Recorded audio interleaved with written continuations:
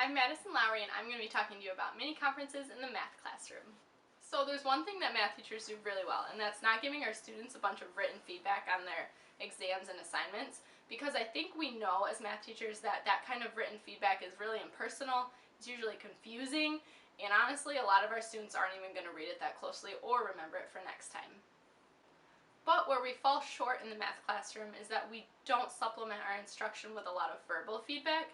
We may think we do this by giving small amounts of praise to our students when they participate in very small class discussions or in our lectures by offering examples or answers, but really this just doesn't cut it.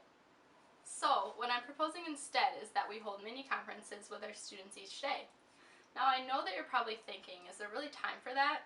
Daily conferences with all of our students, is that even worth it? But I assure you there's plenty of time to do it, so let me break it down for you. A good mini conference will last anywhere between 30 seconds and 3 minutes. So even if we only devote 30 minutes of our class time to independent and guided practice each day, that means we're still going to be meeting with at least 10 students a day if we spend the maximum amount of 3 minutes per student. But we'll probably end up meeting with way more. So what that means is that even if we have a huge class of 30 students, it's only going to take us 3 days to meet with all of our students at least once.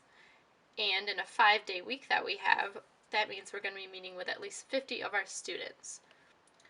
So if we're meeting with 50 students per class, that means that we've met with all of our students at least once and probably most of our students multiple times. So this is a very achievable and doable thing in our classroom.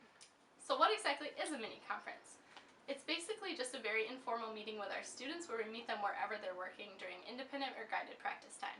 So you get down at shoulder level or eye level with your students while they're working at their desks or in small groups. And the goal of mini conferences is really just to have an open conversation with our students about the math that they're working on. So my favorite things to start with are, "Hey Hannah, how's it going?" Or, "Hey Matt, what are you working on?" There's lots of different types of mini conferences, and as teachers we have to make a snap decision on where this conference is going to take us, because remember it's only going to last at maximum 3 minutes. So one of the types of conferences we can do is a motivating conference. In motivating conferences, one of the best things we can do is to encourage our students by pointing out the strategies that they've been using in their math that they might not even be aware of. So we could say something like, "Hey Steve, I see that you've underlined all these things in the story problem. That shows me that you really understand what the important parts are of this problem." Or it could say something like, "Hey Jenna, it looks like in these other problems you've gone back and plugged your answer back into the original problem. That shows me that you really care about getting the right answer, and it's a really smart thing that a lot of mathematicians do." Another type of conference we can hold with our students is called a goal-setting conference.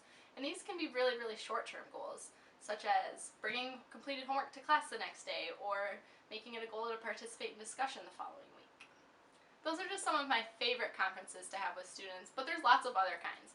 We can also have a conference where we do a skill assessment, we can help our students problem solve whatever they're working on. We can also have a recheck conference, and those are really valuable because we can go back and see how they've been meeting the goals that we've set. Ultimately, I value verbal feedback over written feedback in the classroom. We may think we do this enough in our classrooms when we praise students for minor contributions during our lectures, but really there's something so special and meaningful about being shoulder to shoulder or at eye level, working one-on-one with our students. I think it says that we care.